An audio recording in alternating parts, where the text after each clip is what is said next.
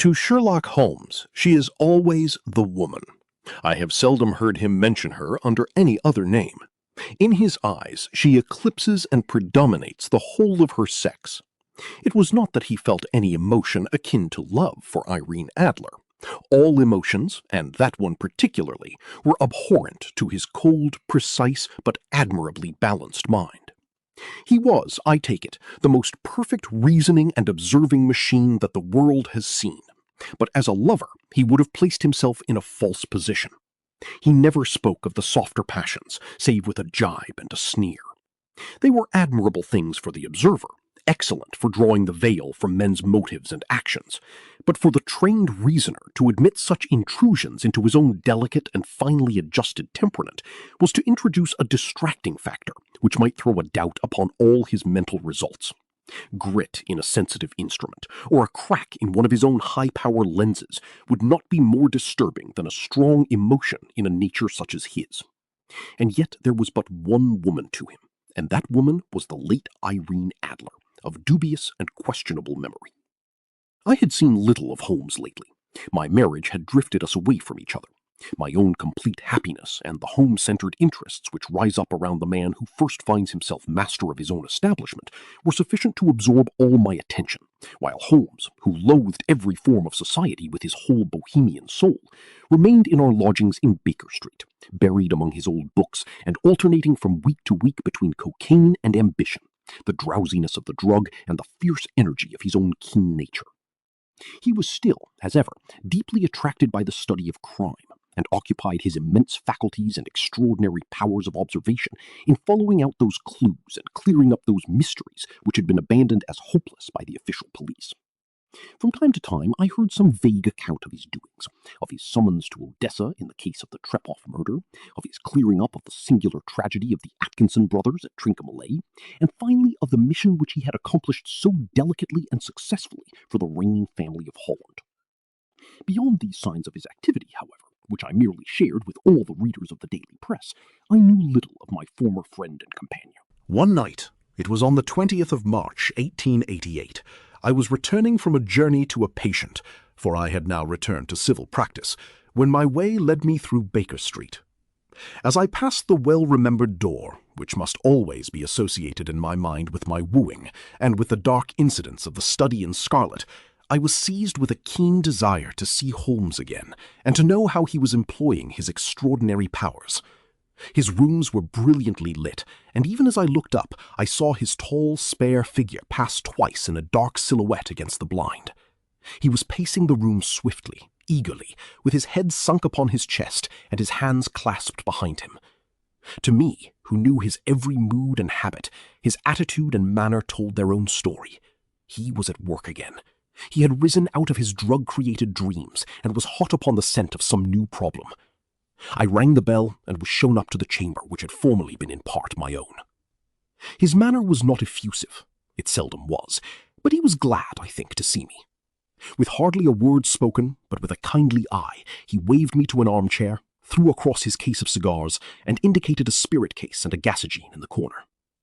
Then he stood before the fire and looked me over in his singular introspective fashion. "Wedlock suits you," he remarked. "I think, Watson, that you have put on 7.5 pounds since I saw you." "7," I answered. "Indeed, I should have thought a little more. Just a trifle more, I fancy, Watson. And in practice again, I observe. You did not tell me that you intended to go into harness." "Then how do you know?" "I see it. I deduce it. How do I know that you have been getting yourself very wet lately, and that you have a most clumsy and careless servant girl?" "My dear Holmes," said I, "this is too much. You would certainly have been burned had you lived a few centuries ago. It is true that I had a country walk on Thursday, and came home in a dreadful mess, but as I have changed my clothes, I can't imagine how you deduce it. As to Mary Jane, she is incorrigible, and my wife has given her notice. But there, again, I fail to see how you work it out." He chuckled to himself and rubbed his long, nervous hands together. "It is simplicity itself," said he. "My eyes tell me that on the inside of your left shoe, just where the firelight strikes it, the leather is scored by 6 almost parallel cuts. Obviously, they have been caused by someone who has very carelessly scraped round the edges of the sole in order to remove crusted mud from it. Hence, you see, my double deduction that you had been out in vile weather, and that you had a particularly malignant boot-slitting specimen of the London slavey.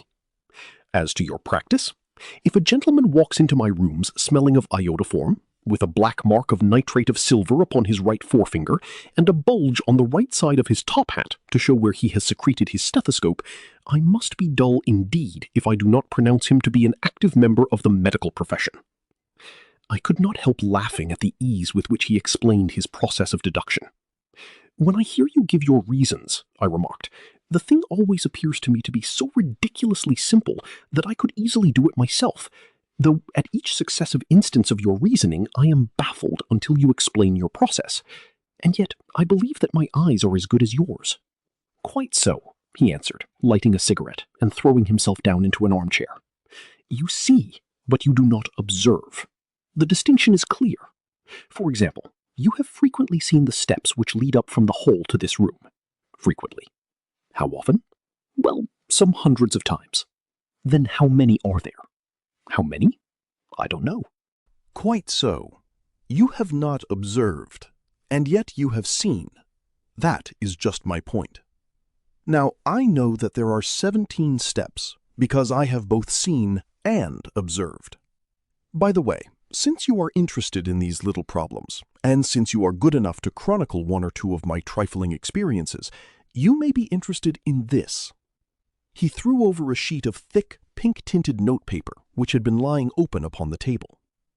"It came by the last post," said he. "Read it aloud." The note was undated, and without either signature or address. "There will call upon you tonight at 7:45, it said, "a gentleman who desires to consult you upon a matter of the very deepest moment. Your recent services to one of the royal houses of Europe have shown that you are one who may safely be trusted with matters which are of an importance which can hardly be exaggerated. This account of you we have from all quarters received. Be in your chamber then at that hour, and do not take it amiss if your visitor wear a mask." "This is indeed a mystery," I remarked. "What do you imagine that it means?" "I have no data yet. It is a capital mistake to theorize before one has data. Insensibly, one begins to twist facts to suit theories, instead of theories to suit facts. But the note itself, what do you deduce from it?" I carefully examined the writing and the paper upon which it was written. "The man who wrote it was presumably well-to-do," I remarked, endeavoring to imitate my companion's processes. "Such paper could not be bought under half a crown a packet. It is peculiarly strong and stiff." Peculiar, that is the very word. It is not an English paper at all. Hold it up to the light. I did so, and saw a large E with a small g, a P, and a large G with a small t woven into the texture of the paper. "What do you make of that?" asked Holmes. "The name of the maker, no doubt, or his monogram, rather." "Not at all. The G with the small t stands for Gesellschaft, which is the German for company. It is a customary contraction, like our co. P, of course, stands for Papier. Now for the egg. Let us glance at our Continental Gazetteer." He took down a heavy brown volume from his shelf. "Eglo, Eglonitz. Here we are, Egria. It is in a German-speaking country, in Bohemia, not far from Carlsbad. Remarkable as being the scene of the death of Wallenstein, and for its numerous glass factories and paper mills. Ha, my boy, what do you make of that?" His eyes sparkled, and he sent up a great blue triumphant cloud from his cigarette. "The paper was made in Bohemia," I said. "Precisely, and the man who wrote the note is a German. Do you note the peculiar construction of the sentence? This account of you we have from all quarters received. A Frenchman or Russian could not have written that. It is the German who is so uncourteous to his verbs. It only remains, therefore, to discover what is wanted by this German who writes upon Bohemian paper and prefers wearing a mask to showing his face. And here he comes, if I am not mistaken, to resolve all our doubts." As he spoke, there was the sharp sound of horses' hoofs and grating wheels against the curb, followed by a sharp pull at the bell. Holmes whistled. "A pair, by the sound," said he. "Yes," he continued, glancing out of the window. "A nice little brougham and a pair of beauties. 150 guineas apiece. There's money in this case, Watson, if there is nothing else. I think that I had better go, Holmes." "Not a bit, Doctor. Stay where you are. I am lost without my Boswell, and this promises to be interesting. It would be a pity to miss it." "But your client?" "Never mind him. I may want your help, and so may he. Here he comes. Sit down in that armchair, Doctor, and give us your best attention." A slow and heavy step, which had been heard upon the stairs and in the passage, paused immediately outside the door. Then there was a loud and authoritative tap. "Come in," said Holmes. A man entered who could hardly have been less than 6 feet 6 inches in height, with the chest and limbs of a Hercules. His dress was rich, with a richness which would, in England, be looked upon as akin to bad taste. Heavy bands of astrakhan were slashed across the sleeves and fronts of his double-breasted coat, while the deep blue cloak which was thrown over his shoulders was lined with flame-coloured silk and secured at the neck with a brooch which consisted of a single flaming beryl. Boots, which extended halfway up his calves, and which were trimmed at the tops with rich brown fur, completed the impression of barbaric opulence which was suggested by his whole appearance. He carried a broad-brimmed hat in his hand, while he wore across the upper part of his face, extending down past the cheekbones, a black-visored mask, which he had apparently adjusted that very moment, for his hand was still raised to it as he entered. From the lower part of the face, he appeared to be a man of strong character, with a thick hanging lip and a long straight chin suggestive of resolution pushed to the length of obstinacy. "You had my note?" he asked, with a deep, harsh voice and a strongly marked German accent. "I told you that I would call." He looked from one to the other of us, as if uncertain which to address. "Pray take a seat," said Holmes. "This is my friend and colleague, Dr. Watson, who is occasionally good enough to help me in my cases. Whom have I the honour to address?" "You may address me as the Count von Kram, a Bohemian nobleman. I understand that this gentleman, your friend, is a man of honour and discretion, whom I may trust with a matter of the most extreme importance. If not, I should much prefer to communicate with you alone." I rose to go, but Holmes caught me by the wrist and pushed me back into my chair. "It is both or none," said he. "You may say before this gentleman anything which you may say to me." The Count shrugged his broad shoulders. "Then I must begin," said he, "by binding you both to absolute secrecy for 2 years. At the end of that time the matter will be of no importance. At present it is not too much to say that it is of such weight it may have an influence upon European history." "I promise," said Holmes. "And I." "You will excuse this mask," continued our strange visitor. "The august person who employs me wishes his agent to be unknown to you, and I may confess at once that the title by which I have just called myself is not exactly my own." "I was aware of it," said Holmes dryly.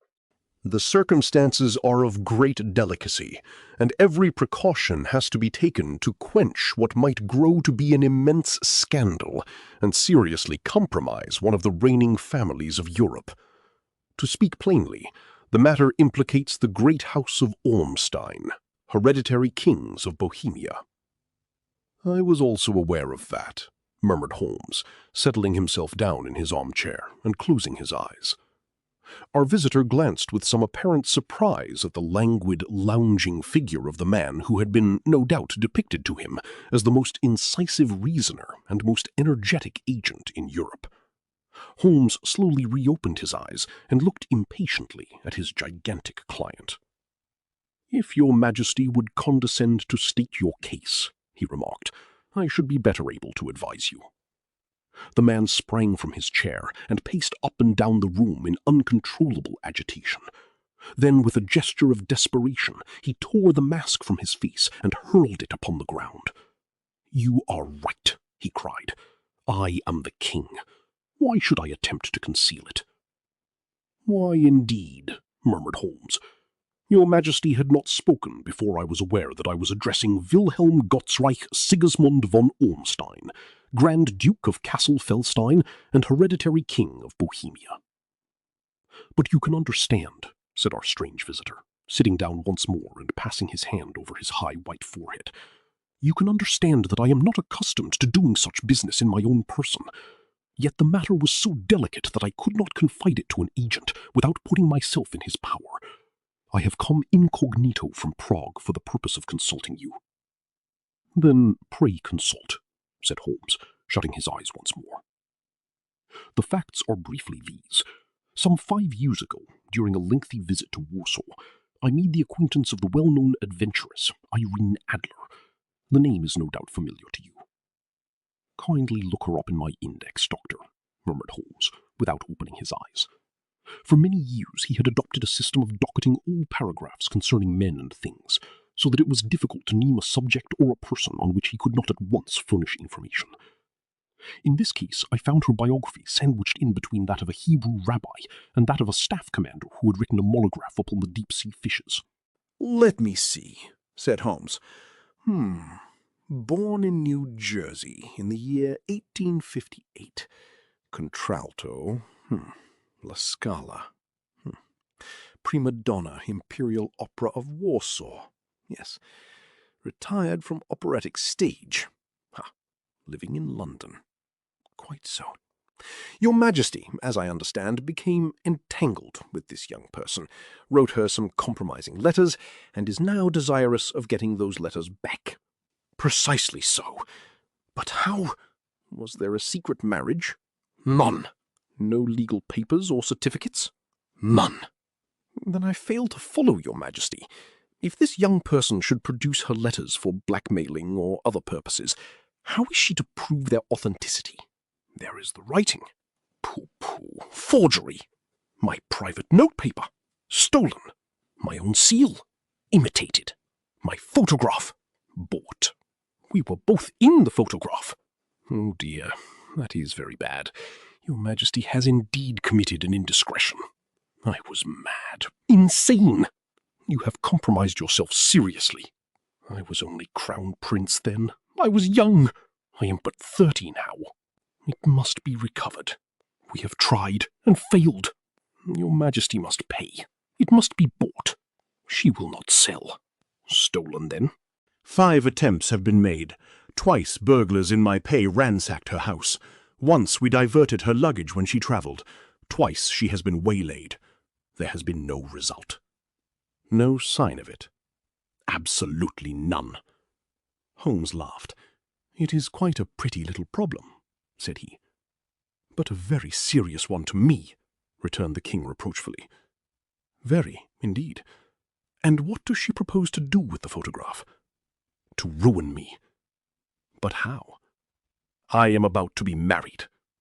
"So I have heard. To Clotilde Lothman von Saxe-Meiningen, second daughter of the King of Scandinavia. You may know the strict principles of her family. She is herself the very soul of delicacy. A shadow of a doubt as to my conduct would bring the matter to an end." "And Irene Adler?" "Threatens to send them the photograph, and she will do it. I know that she will do it. You do not know her, but she has a soul of steel. She has the face of the most beautiful of women, and the mind of the most resolute of men. Rather than I should marry another woman, there are no lengths to which she would not go. None." "You are sure that she has not sent it yet?" "I am sure." "And why?" "Because she has said that she would send it on the day when the betrothal was publicly proclaimed. That will be next Monday." "Oh, then we have 3 days yet," said Holmes, with a yawn. "That is very fortunate, as I have 1 or 2 matters of importance to look into just at present. Your Majesty will, of course, stay in London for the present?" "Certainly. You will find me at the Langham, under the name of the Count von Krumm." "Then I shall drop you a line to let you know how we progress." "Pray do so. I shall be all anxiety." "Then as to money?" "You have carte blanche." "Absolutely?" "I tell you that I would give one of the provinces of my kingdom to have that photograph." "And for present expenses?" The king took a heavy chamois leather bag from under his cloak and laid it on the table. "There are £300 in gold and 700 in notes," he said. Holmes scribbled a receipt upon a sheet of his notebook and handed it to him. "And mademoiselle's address?" he asked. "Is Bryony Lodge, Serpentine Avenue, St. John's Wood." Holmes took a note of it. "One other question," said he. "Was the photograph a cabinet?" "It was." "Then good night, Your Majesty, and I trust that we shall soon have some good news for you." "And good night, Watson." he added, as the wheels of the royal brougham rolled down the street. "If you will be good enough to call tomorrow afternoon at 3 o'clock, I should like to chat this little matter over with you."